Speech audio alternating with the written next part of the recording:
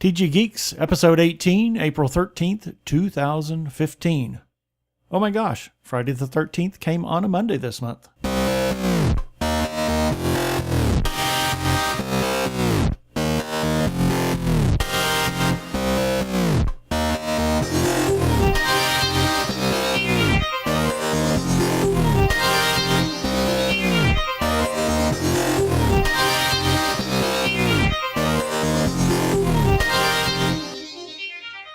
Hello and welcome to another webcast from tggeeks.com, where Ben and Keith, the Two Gay Geeks, talk about all aspects of geekdom and nerdery. Sci-fi, comics, film, horror, genre, you name it, we talk about it. I'm Keith Lane, your producer here at TG Squared Studios in lovely Phoenix, Arizona. And I'm Ben Raggington, also in Phoenix, Arizona, and right now we're going to hit the ground running talking about television. And talk about hitting the ground running. Just last Friday on Netflix, the series that a lot of people have been kind of looking forward to dropped the entire thing. That was Daredevil. Oh my gosh. Wow. We've only been able to see one episode so far, even though the entire series is available, all 13 episodes. I would say that the people who've seen it already are in love with it. They're calling it very dark. Dare say some people are calling it gritty. But the consensus has been pretty universal, especially by the time people get at least halfway through the entire series. Everybody is in love with it. Craig Stepp from Technorama, as of last night, had posted that he'd gotten through episode 6 and thought it was just amazing. What did you think? I thought it was great. Of course, you know, I've said that I am not a comic book geek or anything like that. And it was great to go in to see this without having known anything about Daredevil. I thought it was a good pilot. It left me wanting more. Not wanting more in a bad way, but wanting to see more, wanting to find out, okay, how did he get these powers? What is he doing? How is he doing that? But it was fascinating. It was a little dark, like you said, but I really liked it. Yeah, one of the things that I remember as we were watching it last night, I kept saying, well, yeah, this is not your mother's Marvel TV show. Like, yeah. I mean, like what we're accustomed to in terms of, with Marvel's Agents of S.H.I.E.L.D. and with Agent Carter, as well as the Marvel movies that we've had. Those are what you would simply call family-friendly, fun fare. Yeah, I won't say they're sanitized, but they are more mass consumption. Yeah, that's geared. A good way of putting it. And Daredevil, while it is available on Netflix, I think this gave the studio an opportunity to go down a very, very dark path. And just to let people know, in case anybody wondered, is this actually part of the cinematic universe? Well, yeah, they didn't say anything quite connecting to any individual characters, but there was a number of references to when death and destruction came raining down on New York City. Yes. So, and any battle for New York. Yeah, and I think anybody who has been following the universe would realize that those are the events of the Avengers that they're referring to, and the big battle against the Chitauri and Loki. So there is that tie there, but this is a story that I think is really going to base itself in Hell's Kitchen, which is already kind of a scary place, at least to some people. And it's, for anybody who doesn't know, it's about a blind attorney named Charlie Cox. And I kind of, something had occurred to me as I was thinking about this episode last night. When Captain America first came out, he was titled The First Avenger. With this series, Daredevil, he's been labeled as the First Defender. And of course, we know that this is going to give way for another Netflix series that's to come down the road, The Defenders, with a couple of other characters to come in. I think Luke Cage will be one of them. But I thought it was kind of interesting. You know, you've got this lawyer who, as a lawyer, he's defending, this is going to sound really obvious, people, so forgive me. Here he is, as a lawyer, defending those who can't be, who have no one to defend them in the court of law. And here he also gets to play superhero. But yeah, I'm really curious to see where his training is going to come in. We did get a hint. We know where his fighting skills come from. His father was a boxer. Right. And you said the character's played by Charlie Cox. His name is Murdoch. Matt Murdock. Yes. That You said a character named Charlie Cox. I'm sorry. The character. I'm blind sorry. attorney. Whoops, my bad. That's okay. He's played by He's Charlie played by Cox. Charlie Cox. And for anybody who wonders why he speaks a little strangely, well, Charlie Cox is a Brit. Yes. So some people, they take on unusual speech affects in an attempt to try to mimic the American accent. So I'm sure his low, muttering type way of speaking is his way of being able to hide his British accent. This is an interesting series. I was not alienated by it. No, not at all. And I thought it was am really good. intrigued. I'm very intrigued to see where this is going to go. It's nice that he was able to kind of just immediately take right onto the hero fighting role. Instead of us going through this whole genesis as of the person trying to become the hero, he already is. But I don't think Daredevil is fully fleshed yet. Not quite. Not quite. He doesn't have his outfit yet, although he does wear a black bandana.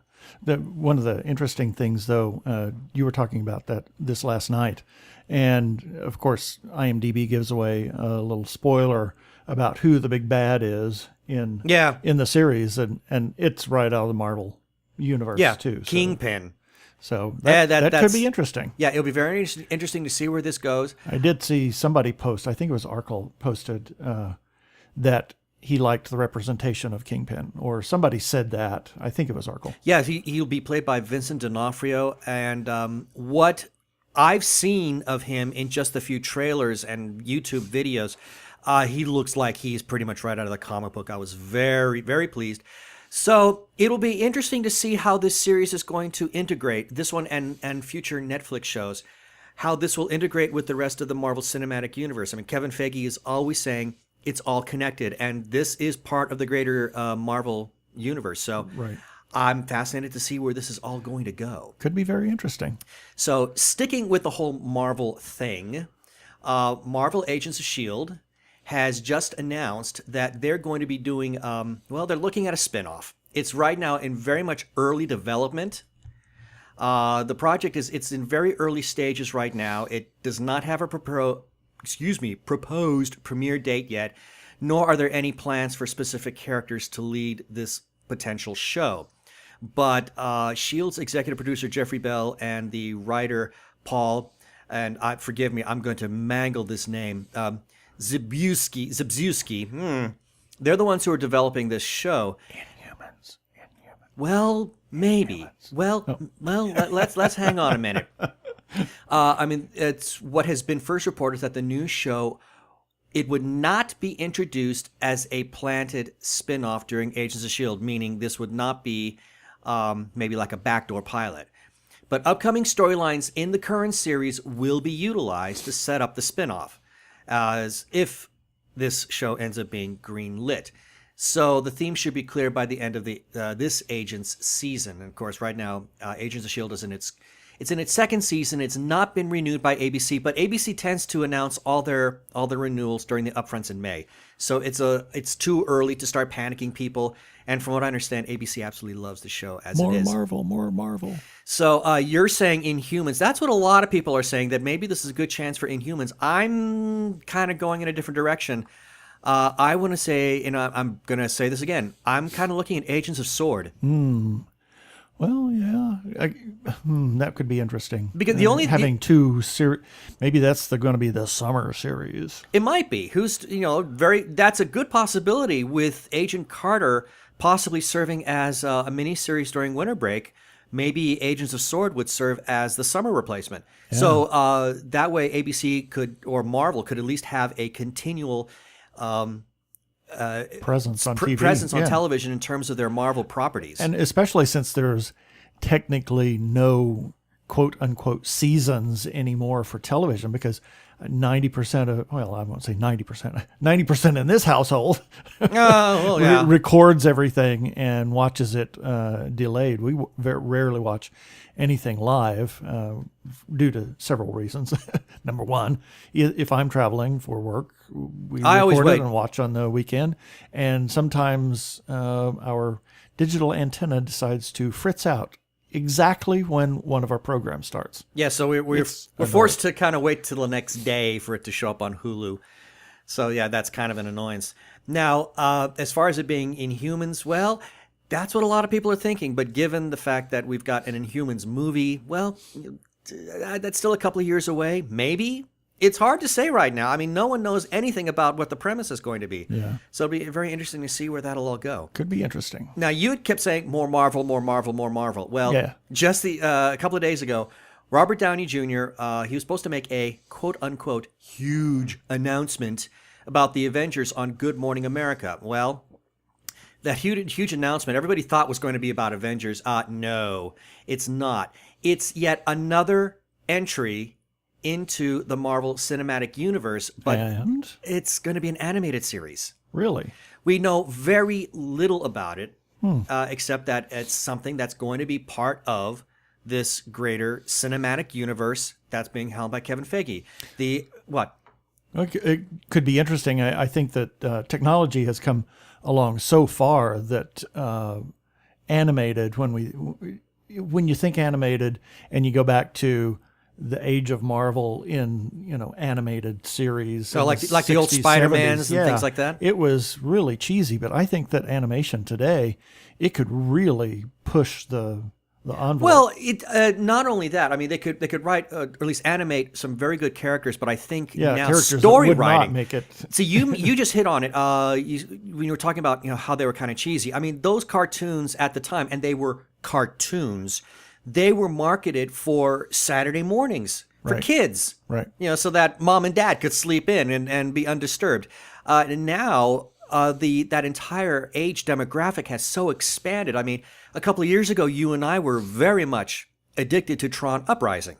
Yeah, animated, but that was a very serious science fiction animated series. So yeah, I think you're right. There's the whole envelope has been pushed in terms of what they're capable of doing. Now, as far as this series goes, the actual news comes to us from Marvel's VP of Animation, Development, and Production, Court Lane, at the Marvel Animation panel at WonderCon. And all he had to say was isn't that my brother? Court. Yes! No, Kurt. No, Kurt. Oh, sorry. Yeah. But all he would say is that it's an animated project that is in the works. But whether it is a theatrical animated movie or a direct-to-home animation feature, nobody really knows. And that's also a possibility, too, because Marvel has put out a number of direct-to-video animated features. I mean, I've got one on Doctor Strange that's very enjoyable. So you said direct-to-home. Direct-to-home video. Oh, I was thinking maybe Netflix or other... Who knows? Nobody really knows how this is going to be marketed. The whole thing is so very new at this present time. I mean, Marvel has already built a little animated universe with Avengers Assemble, Ultimate Spider-Man, and they're also putting out a Guardians of the Galaxy cartoon. So now to suddenly add a show that takes place in the same cinematic universe is a little confusing. It could be confusing for the show's perhaps young intended audiences. I mean, who really knows at this present time? So I think we're just going to have to wait and see as development goes along, because it's just too soon to say anything about that right now. Maybe it's some of the other unusual characters that you really couldn't put on the screen because it was a huge investment to do Rocket and Groot. Yeah. Maybe it's some of the other characters, and they live in the same cinematic universe, but it's easier to animate them than to film them live. They may be very indirectly related to this Marvel Cinematic Universe, but still in the same universe, but elsewhere. Yeah, I mean, on a tangential type of basis, it's very possible. Could be fascinating. Okay, so moving from Marvel to DC, or at least DC Television, the Arrow/Flash. That's a tongue twister. You have no idea how hard it is for me to say that. Arrow/Flash. Yes. And we're not talking slash fiction, please. Although both Arrow and Flash are pretty cute. But the spinoff has been drawing a lot of attention for its casting announcements recently. There's been the supervillains like Captain Cold and Heatwave, as well as brand new heroes like Hawkgirl and Rip Hunter. But right now, the spinoff is mixing together, this big variety of DC heroes and villains, but we haven't had a title. Well, now, after weeks of not having anything to name this particular project, we might, maybe, possibly have a title, and it might be named after one of its main characters. And right now, the popular theory is the Atom. Which to me seems almost like, well, then why not just give him his own show and let him have his own little cast of supporting characters like what Flash and Arrow have? Well, because he's really part of Arrow still and part of Flash on a semi basis. Yeah. And then he could be actually in this spinoff, or maybe introduce the spinoff and be a periodic character, but it allows them to open it up to more other characters. Well, that's true. They Heroes have and villains. Well, yeah, and there has been the discussion that this would be a means to, like we said, rotate people in and out all over the place. Flash will not be in every single episode, but he could appear periodically. Same with Arrow, and maybe even, keep our fingers crossed, Supergirl once her series premieres on CBS. So it's kind of hard to say right now. I did hear that there will be another character from the Arrow universe who's going to be, whoops, I think I gave it away. Oops. Well, it's supposed to be a character who is the connecting thread to all of these properties that are going to be on CW. And I just kind of gave it away. I mean, it hasn't been said, but the popular idea is that it's going to be Felicity Smoke, which kind of makes a lot of sense. Really? You think that's a bad idea? No. That could be interesting. Yeah, I mean, she could be, yes, because she's connected to Arrow. She was very connected. Yeah, connected to Flash. Yeah. And she's also connected to the Atom. Yeah, I mean, so she works for. That girl's going to get rich. You think? She works for Brandon Routh, or Brandon Routh's character, Ray Palmer, at Palmer Technologies. She is the behind-the-scenes genius for Team Arrow. And she helps out with Star Labs any chance she can because she's a complete and total computer genius. Well, better so than what Cisco is. Yeah, and she had kind of a crush on. She had a crush on Barry. Barry, yep. Which is, can I just? I have to just go off on a tangent here. Well, it's easy to have a crush on Barry. Grant Gustin is hot, but oh my God, how many hot guys do they are going to have on these shows? I mean, Brandon Routh, hot. Stephen Amell, hot. Colton Haynes, hot. I mean, you can't be hot unless you're on the. I mean, you can't be on the show unless you're hot. You can't be on a CW show unless you're really smoking hot. And yeah, hot. Oh, yeah. That's these from are all Polar Express. Yeah, Sorry. yeah. These are all extremely, very, very attractive people. So Yes. anyway, that's kind of what we got going on right now. We don't know much else at this present time, except that it looks like we may have a title. And for those people who are wondering, when is the Atom going to shrink? Well, we think that giveaway might have just happened in the most recent Arrow episode when he got injected with nanite. Yep. That might give him the means in order to be able to do his little bit of Never know. You never know.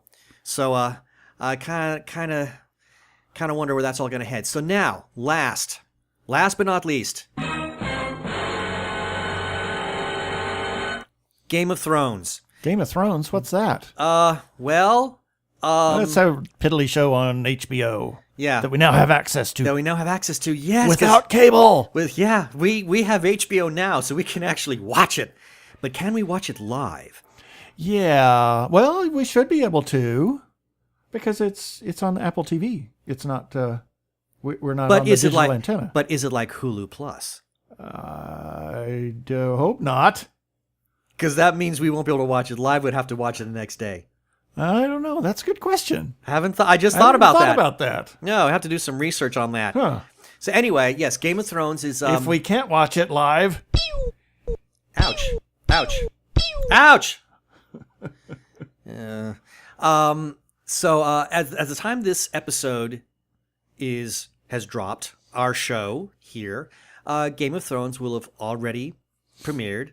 Or its latest season will have premiered. And we will on have HBO. seen it, or we will have not. Oh, darn. You gave the game away. I was going to say, so, what did you think of that episode? Well, we don't know. but that's going to be coming back, and of course, there's some very big popular questions like what's going to happen to, say, for example, Jon Snow. Is he once again going to prove that his What's going to happen to all of them? What's going to happen to all of them? I mean, he's up at the wall. Will he once again have to prove that he's a valiant and admired member of the Night's Watch? It'll be interesting to see what's going to happen to him. Yeah, Arya's taken off across the sea. Arya's taken off the sea, and I have a funny feeling she's going to run into an old friend of hers. Yes. That fun shape-shifting assassin that we saw a couple of seasons ago. Yeah. So there's all sorts of possibilities, and I think the one that everybody is just really, really excited about is Tyrion. And Tyrion's taken off on a boat as well. Yeah, because after being accused for murder that he didn't commit, although I'm sure he wished he had, he's taken off. He's on a ship now, and despite him being King's Landing most wanted man, I dare say Tyrion will continue to live his life in his favorite manner, which is unapologetically drunk. I mean, Cersei has promised a lordship to anyone in Westeros who's going to, who can bring to her Tyrion's head. So, he's heading to Meereen in secrecy. So, I think that's the story that everybody is really anxious about. Why would you go to Meereen? For the drinking and whoring, of course. I'm sure. Yeah. So let's all wake up and let's go. So yeah, we got Game of Thrones coming back. So I'm very excited to see where this is going to head, and that's pretty much all that I've got on that right now. Television front. Okay, well, let's talk about some birthdays. Here's a few selected birthdays for April 13th through April 19th. On April 13th, Peter Davison, he's 63, the 5th Doctor, and also the father-in-law to the 10th Doctor. Imagine that. Imagine that. Ron Perlman is 64. Don Adams would have been 92. Eric Avari is 62. My gosh, that guy just shows up in everything. Everything sci-fi related and some. Also on April the 13th, Bill Stickman Conti is 73. Anybody know what that reference is to? The Academy Awards. Yes. Julia Roberts called him that during her acceptance speech. And also, remember the 13th of April, Guy Fawkes was born on April 13th, 1570. Mm-hmm. How about that? That's where Guy Fawkes Day. And also V for Vendetta, the whole point or story behind that. April 14th, Sir John Gielgud would have been 115. Wow. And Peter Capaldi, 56. He's the the most current Doctor. Doctor 2.0. Doctor 2.0. There we go. April 15th, Emma Thompson, 55. Elizabeth Samantha Bewitched Montgomery would have been 82. Hans Conried, he would have been 97. Wow. He was the voice of Hook in Peter Pan, Snidely Whiplash on Dudley Do-Right, and among 1,000 other voices. And also born on April 15th, 1542, Leonardo da Vinci. April 16th, Peter, You'll Shoot Your Eye Out, Billingsley was 43. You'll shoot your eye out. You'll shoot your eye out. And Henry Mancini is 91, or would have been 91. April 17th, Sean Bean, 55. Don't lose your head. And David Bradley, 72. David Bradley. Who is David Bradley, you say? He's a character actor who's certainly made his presence known in a lot of fantasy and sci-fi genre films. Yes, Harry Potter. Argus Filch. He was in Harry Potter. He was also in Captain America. Yes. And he also played William Hartnell in The Adventures of Space and Time. Yep. April 18th, David Tennant, 43. The 10th Doctor. How about that? And the fact that he's got a birthday around the same time as his father-in-law as his son-in-law. His father-in-law. You said David Tennant. Yes. His father-in-law is Peter Davison. No, he is the father-in-law to Peter Davison. Oh, no, you're right. I'm sorry. Hello? Boy. Oh, man, did I get that backwards? Wow. What were you thinking? I was in dyslexic world. I'm sorry. Dyslexic. Okay. Also on April 18th, James Woods, 67. Conan O'Brien, 51. And Chloe, Call Me Sky, Don't Call Me Daisy Bennett is 22. Oh, that was well done. April 19th, Tim Curry, 68. Hayden Christensen, 33. And Dick Sargent of Bewitched fame would have been 85. That's all we have in birthdays today. And let's see, we're going to do a promo now, and here we go. It's a party and you're invited.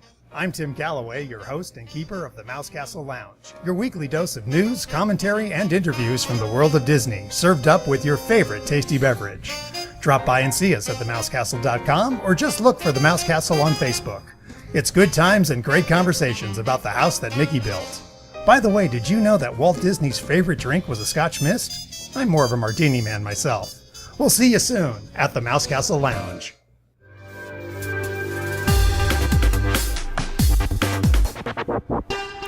Welcome back. Give a listen to Tim over at Mouse Castle Lounge. He has some very interesting guests and news about all things Mickey. There you go. All things Mickey. Okay, let's turn our attention to the wonderful world of film. Now, speaking of all things Mickey, I just literally found this story. We were not going to talk about it, but I just found it, and I'm going to bring it up right now. Okay. Pixar is going to be doing a sequel to The Incredibles. Ah, yes. People have been clamoring for this one. They've been clamoring for this sequel since the movie debuted in 2004. They're finally getting one. And some people would say that this is arguably one of the best superhero films of all time. I think it was a better... It's a better James Bond film than James Bond was. Exactly. Music and all. Yeah, I mean, all anybody had to do was just listen to it because a James Bond movie came out that same time of the year, which was just awful. And everything about that first Incredibles film it gave the James Bond fans everything that they wanted but didn't get in the Bond film. James Bond of the 60s. Yeah, exactly. So anyway, Brad Bird, who wrote and directed The Incredibles, did confirm in an NPR interview this week that he is returning to write the sequel. He's just started writing it, so the whole thing is, in his words, kind of percolating. Now, Pixar said a year ago that Incredible sequels was in the works, but they didn't give any further details. Samuel L. Jackson did say in an interview at the time that Brad had said his character Frozone would be making an appearance, and I'm so glad because I love Samuel L. Jackson in comedy. Yes, I mean, he's great. Frozone really allows him to let that zany side of his come out. And where is my super suit? We are talking about the greater good. There is no greater good. Yeah. I am the greatest good you're ever going to have. Exactly. One of the best scenes in the entire film. So anyway, Sam Jackson said, every time I run into Brad, he always tells me Frozone is a part of what's going on, so I have to believe that. And he said that to Digital Spy. Now, Bird did make the jump from animated movies to live action with 2011's Mission Impossible Ghost Protocol, and his latest film, Tomorrowland, which looks really good. Really good. That's coming out next month, just in time for Disney's 60th anniversary. Disneyland's 60th anniversary, yes. Yeah. Which means, that once that's out, Brad Bird's time is going to really open up and allow him to work on his new Incredible script. But there's no word yet as to whether he's going to reprise his role as Edna Mode. So that's what we have with that. Now, another story that I just read, which I'm very unsure about, Babylon 5. Babylon 5? Babylon 5, there's talk of a reboot now. Joe Straczynski has been saying that he's wanted to really revisit the B5 universe and do it in a proper feature film. And he's been saying that for quite some time now. And since he's been saying that, certain changes have happened. And most notably, that be the passing of both Richard Benjamin, the doctor whose name just went out of my head, the actor. It's not Richard Benjamin, is it? No. I thought so. Well, maybe it is. Maybe it is. But most definitely Andreas Katsoulis as Jakar. Oh, that was sad. That was heartbreaking. And quite a few others. Yeah. But that one, I think, was the biggest heartbreak of all. So anyway, JMS is talking about bringing back bringing back B5. in the form of a big budget feature film. Now, haven't talked about it since. And Richard Biggs. Richard Biggs, that's it. Richard Benjamin is somebody else. Yeah, I thought so. So let's talk about this whole B5 reboot. Given the very strong personalities that Babylon 5 gave us, would you like to see a reboot, or would you rather see yet maybe another story taking place in that universe? I prefer to see another story taking place in that universe. Really, because the personalities were too big. I mean, those characters were larger than life, and pretty much we took them to the end. I mean, especially when we look at Jakar's gone into the universe, and we get a scene of Delenn 100 years later or something like that. So we've seen the future, and also the future in that one episode. I can't remember which one it was, where way off. Deconstruction of Falling Stars. It's the same episode with Delenn, isn't Yeah. it? Yeah. With what happens on Earth, after the they had that entire that plague. Oh yeah. Yeah, that cuts Earth off from everything, and then there is no technology, if you will. Yeah. So I think it would be a much better either reach back in history or go forward in history, or some other story taking place at the same time as Babylon 5. A whole new set of characters. Yeah, the problem that I have is Babylon 5 is one of those rare shows where it's not just plot driven, but it's character driven as well. And that's largely due to that amazing cast. Now, if you're to reboot, what are we talking about? Are you saying you're going to give us a brand new Jakar, giving us a brand new Londo Mollari, giving us a brand new Sheridan, giving us a brand new Delenn? While I trust... I think you'd have revolt on your hands. I agree. While I trust Joe Straczynski enormously because he really does know how to write and he knows how to produce a TV series. I mean, he's very good at that. I'm not going to take anything away from him on that. Right now, I cannot separate Jakar from Andres Katsoulis. Yes. I just can't do that. Or Peter Jurasik as Londo Mollari. Yeah. It's not possible for me to. I don't know if I could see somebody else in that role. It would be too disconcerting. It would be too distracting. Yeah. Now Joe has said that he would be willing to offer, people who are still around from the original series, give them other roles. I mean, for example, Bruce Boxleitner, maybe make him president of the Earth. And my thought to that is, why? So literally, do we now dismiss everything that we've had in the entire B5 universe? I mean, personally, that's not something that I kind of want to see. I mean, I'd love to see Babylon 5 on the big screen. I'd like to see it get a big feature film development. I'm just not sure I want to see a reboot. Yeah, I don't think reboot is a good idea. I think some other story. Yeah, I kind of agree. I'd rather go with a different story on that. So now, from the world of science fiction to the world of fantasy and magic. Fantasy. Harry Potter universe, specifically a Harry Potter 8.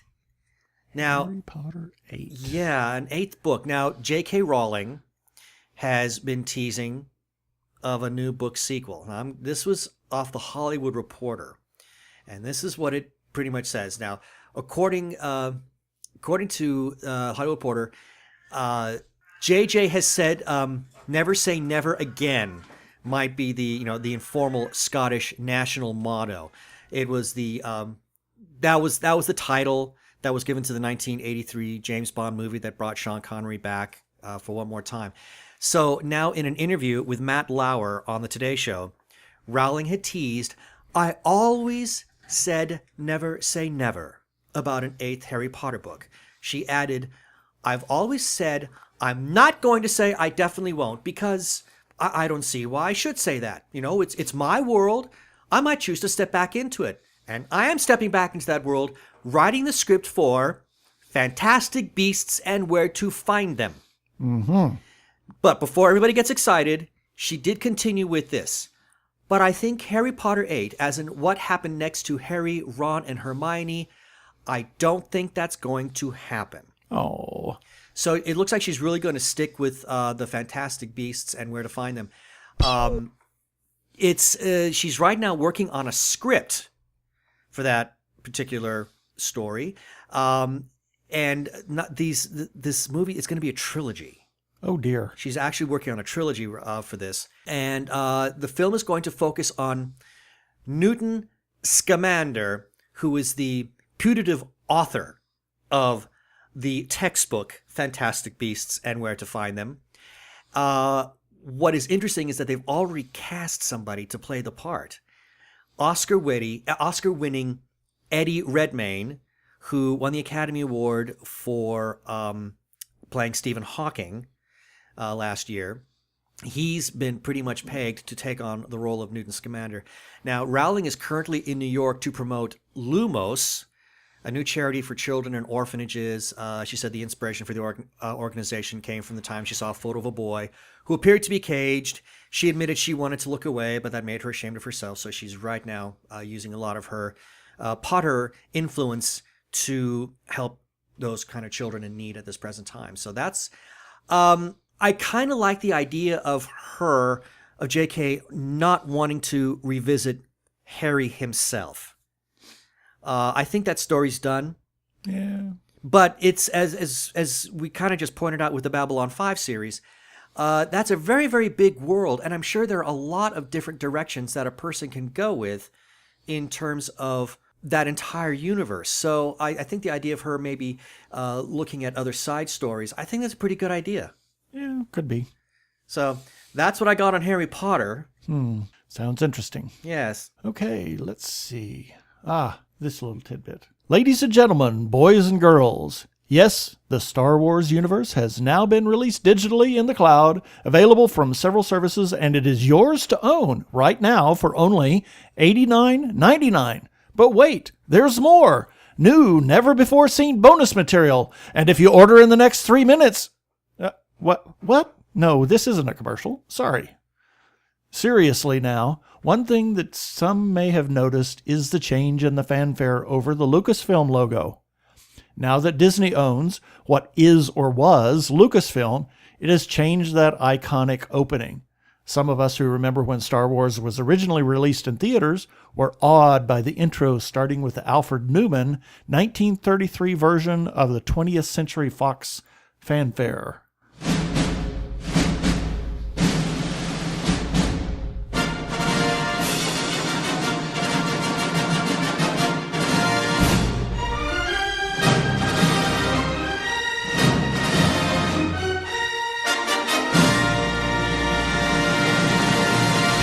And then it went right into John Williams' incredible score. Well, it has been replaced with something significantly less than iconic.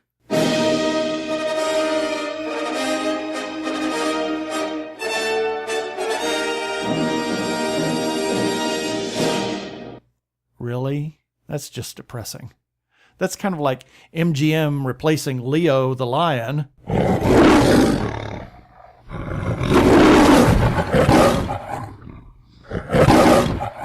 with something like this. Right? Oh my God. I gotta say, I hate the new fanfare for one really, really, really big reason. It shifts time signatures in a bad way because of a very, very poor edit. Yeah, it sounds like John Williams, but you would have thought Disney would have come up with something really iconic to put in there, some massive thing. They probably just didn't want to pay for something that they're just putting on a product that's been released 97,000 times. But anyway, there is one bright note, though, that New Hope, or Episode 4, or whatever you want to call it, the original Star Wars film, still has the iconic fanfare attached. Now, I can't wait to see what Disney does for Episode 7 when it's released on December 18th, 2015, which I think they're really pushing it since principal photography has not wrapped on I that. haven't read if principal photography is wrapped yet. In fact, I know that they had to postpone photography for a while because of an injury that Harrison Ford received. Yeah, it's interesting. I just can't believe that they're not done, or there's been no announcement that it's done and it's going to be released on December 18th. Normally, there's like a whole year of post-production going on these things. The only thing that I can imagine, and we were discussing this last night, is if J.J. Abrams is filming this digitally, it's very possible he can then just pass off the footage to ILM, and then they can start working their digital magic right on the fly. But this would mean that poor JJ, I mean, he's going to have a second unit and maybe even a third unit director to help him out, because that guy's not going to get one wink of sleep as he's trying to find new ways to have ILM add lens flares. Exactly. As far as lens flares. as far as the 20th century, They better not. Hopefully not. But that's what everybody's going to be looking for. They're going to be looking for those lens flares, especially when there's a lightsaber in the scene. Oh God! I know that's going to be violent. One giant lens flare. I know. I mean, everybody's going to walk out either blind or having epileptic seizures. As far as the 20th Century Fox logo goes, I think the only reason they can leave that with Episode 4 is simply because 20th Century Fox is co-owner of that movie. Yeah, it still owns some of the rights, so they have no choice. They have to leave that on there. But as far as the rest of that logo goes, that's depressing, and the cost. Holy cow! But this kind of just really chaps my hide. I mean, well, for one, how many copies of Star Wars do I own? 10, too many. 10, maybe? Way too many. Because every time they reissued it, I had to buy it for whatever goofball reason. No, the reason being is because they usually had more bonus material than I previously had. Yeah, we have the original on VCR. VHS. Yeah, tape. I still have VHS tape. Yeah. I have a boxed set that we have two box sets. Well, two box with sets. VHS. Well, that's true. Well, but one of the first box set was released by 20th Century, and they said this is the last time you're going to see episodes 4, 5, and 6 in their original form, which means in episode 4, Han did shoot first. And then there was the special editions that came out on VHS, and then finally everything came out on DVD, and I bought all that. And then the whole thing came out on Blu-ray, and I bought that. But again, I was buying it because of the bonus material, because there were things that I desperately wanted to see. And now we have to buy this. I'm sorry, I have to draw the line. I'm not going to do it. Oh. I am not going to buy this. Oh, God, we got it in every format available, so why not in the cloud, too? Oh, so I have to shoot the moon is basically what you're saying. Why not? I have to shoot the moon. I have to go for bust. Let it come down in price. Let them have a special on it, $59 or something. Well, that's the only way, because I'm not about to pay $90 for this. No, I mean, with how many copies do we have? Exactly. I know, it's absurd. I mean, I'd rather pop into the Blu-ray of it instead of seeing the digital copy. I mean, I've already got it on Blu-ray. Who cares at this point? It just doesn't matter anymore. Can't see the original anyway. No. Well, however, I did also hear that Disney is planning on releasing the episodes 4, 5, and 6 as they were originally shown in the theater, which means minus the fanfare. Well, minus the fanfare, yes. But that means that when they finally do release it, that's the rumor, that we will see again Han shooting Greedo first, and that's what everybody wants to see. Greedo running Chico. I'm gonna. Okay. I got nothing. Okay. Are you have anything else? I got nothing else. That's got pretty much nothing it. else. Okay. No, we pretty much covered it all. All right. That should do it for this episode of TG Geeks Webcast. Remember, you can comment on our Facebook page or on our website at tggeeks.com. Or you can leave us a voicemail at 469-TG-GEEKS. That is 469-844-3357. From TG Squared Studios, I am Keith Lane. Thanks for listening. I bid you peace. Cheers.